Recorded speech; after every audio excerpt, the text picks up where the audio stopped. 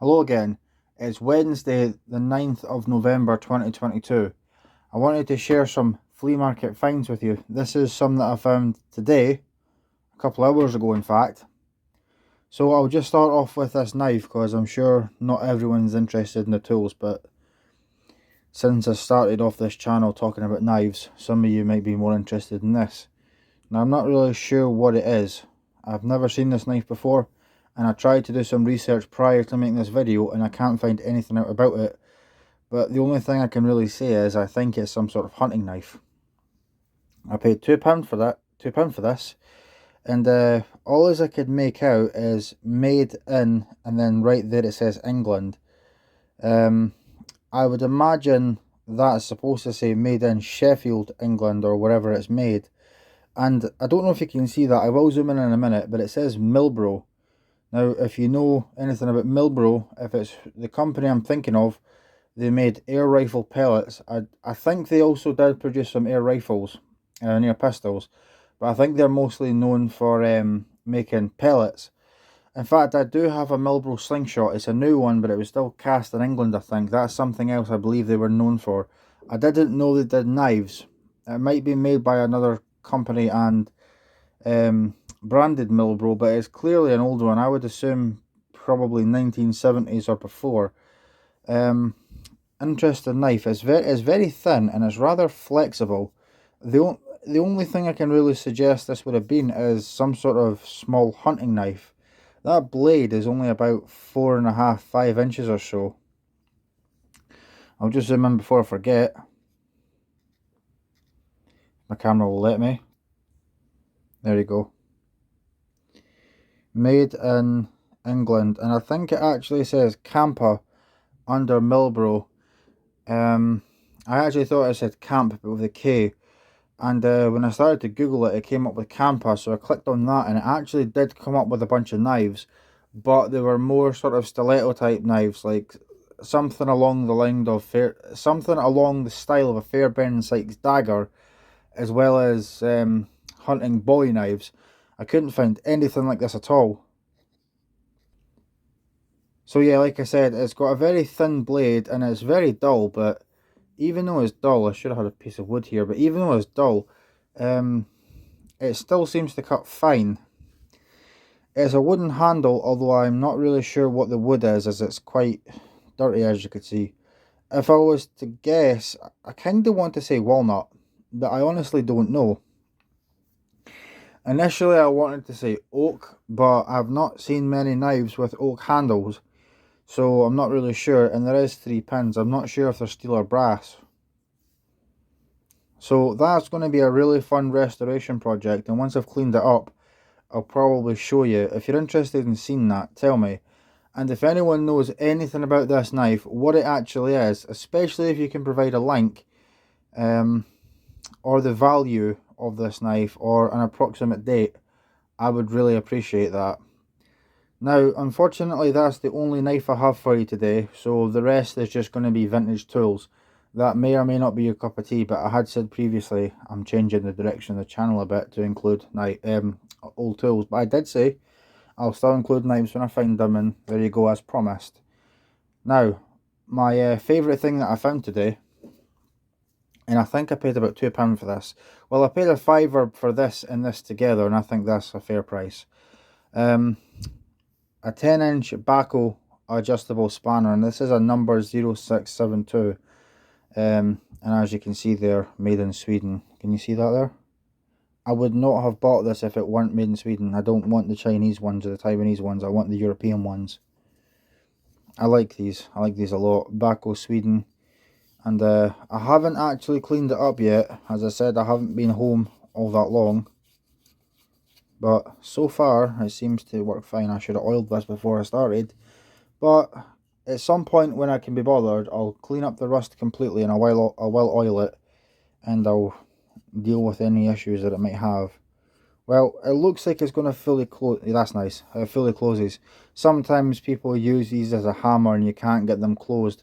I've got a German spanner over on my wall there that I actually had to use a Dremel to grind it out. It was that badly beaten. So that's an excellent find. And this other one here is a 15-inch, and as I said, £5 for the pair, so that really works out with that being £2 and this being £3, so that's very reasonable, I think. This is a 15-inch, and this is one of the newer ones. It's still vintage, but I think this is the ones that are still currently made, and if you have a look, it's got a completely different head shape. This one's a bit more reinforced, as my dad said. This is a Bacho Ergo 8074, made in Sweden. Nice heavy spanner. Invented by Bacho 1892. I love that. I love that it says that. Just little details like that. It's just, it makes these nice to collect, I think. And I've not tried this one out yet, but I think this should work fine. Now realistically, I'm probably, oh there we go, a bit stuck, so it will need cleaned. Realistically, I'm never going to need this. I've got two other 15-inch spanners and I've only ever used them once in my life. One of them my dad gave me about 10 years ago, and the other one, well, is a Crescent USA, and my dad also got me that one for my car boot sale, so that's lovely. In fact, just while we're talking about these Bacho spanners, I've actually got another two here from previous flea markets. In fact, this one is a 8-inch, and I actually got it from the same guy just last week, so I might as well include it. I didn't actually notice this when I bought it, but someone has taken a grinder to it. I'm not sure if that's been a bench grinder or an angle grinder or what. I don't know why people do that. Can anyone tell me why they do that? Because I found a lot of spanners that have been ground like that. The only thing I can guess is they're either testing out their grinder and they've got no other piece of metal, or it's for grip. But it seems like a bit of a strange place to have done it. I mean, they've only done 3 and it's nowhere else. But other than that, this is going to clean up nicely, and this is a number 71, made in Sweden. And just while we're looking at that, here's one that I did get quite a while ago. I don't think I showed it, but this is a 12-inch. So, and I've also got a 6-inch in my toolbox beside me here. In fact, I'll grab it.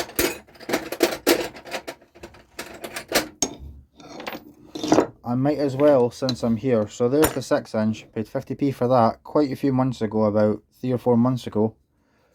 8-inch that I got last week. 10-inch that I got today. 12-inch that I got months ago. And this one, the 15-inch that I got today. So that's just about a full set, although this one's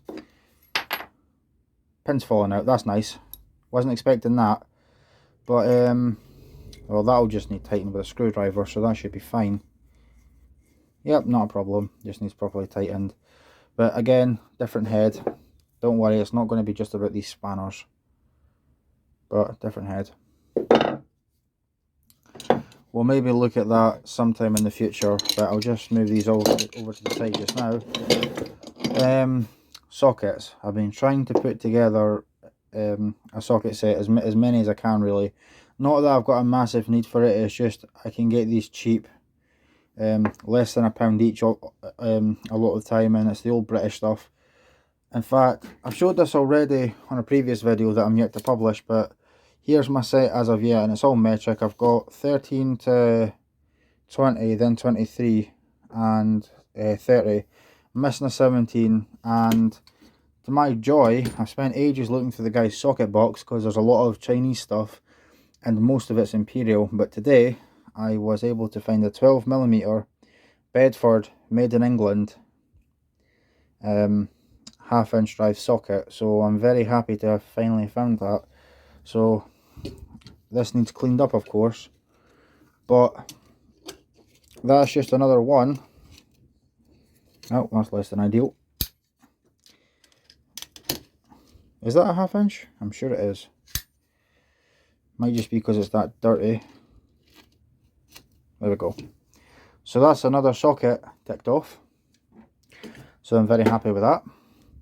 A 19mm Bedford, and I've actually got a 19mm on that set there, and I think it's also a Bedford. It's either a Bedford or a Halfords. Also a 1/2-inch drive, but having spares doesn't hurt, and I paid, well, the 3 sockets and the 2 screwdrivers I'm about to show you, I paid £2 for that, so you can't really go wrong. And this last one here is, I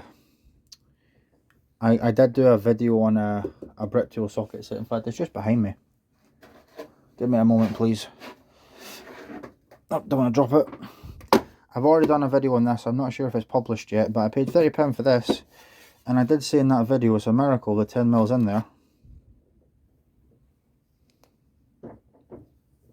Here's a 10mm, also a Brit tool made in England. Unfortunately, this one is a 1/4 inch drive, and I do not own a 1/4 inch ratchet. I found a few Chinese ones. I found a Kamasa today, but I think it was made in China, so I didn't buy it. I will eventually find a 1/4 inch ratchet that's made in England. Preferably a Brit tool, but it's not a deal breaker if it's something else. What I do have though is a 3/8 ratchet and a Chinese adapter. That's better than nothing.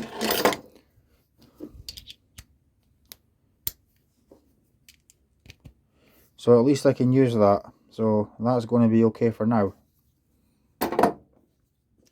Now these are two Stanley England screwdrivers, and I've heard some people say these are some of the best screwdrivers ever made, and I can see why. I don't know if I would go quite as far as to say the best screwdrivers,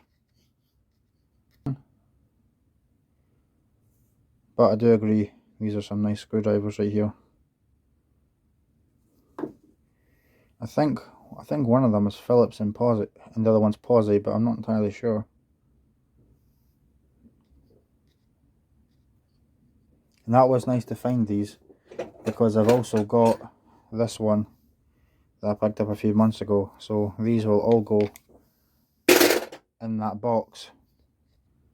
And just while you're here, I'll show you two... No, sorry, I forgot this torch. Paid £1 for this. It is plastic, but it's clearly an old one. I think this switch is actually copper. A magnet doesn't stick to it, so I think that actually is copper. But unfortunately it's cracked here. I'm going to try and super glue that later on. Didn't notice that when I bought it, but again, I only did pay £1 for it. The batteries on this is starting to corrode, so I'll probably have to take them out. But it does actually work. Well, bad example. Yep, there we go. Not very bright, although it does light up a room if need be. This is not the one with the filters, unfortunately. That said, I do have the one with the filters in the house, and it does not work. I think it's because the connections are corroded. So if I'm not able to clean that and get it to work, I might switch the filter cap on the bottom and the lens around with this one, so I've got a complete non-damaged working torch with a filter. That would be nice. And the reason I bought this one is it's the old made in England. So it's UK made. I'm sure a lot of people think these are crap, and yeah, I believe you, they probably are, but it works fine. Not terribly bright, but it does work. Not too bad. See my spanners over there. So yeah, I think that's not too bad for £1. Last thing I'll show you is another thing that I got at the last flea market I was at. Same guy again. A pair of old mole grips. Now these are the old British mole grips. These are the ones that were made in the UK.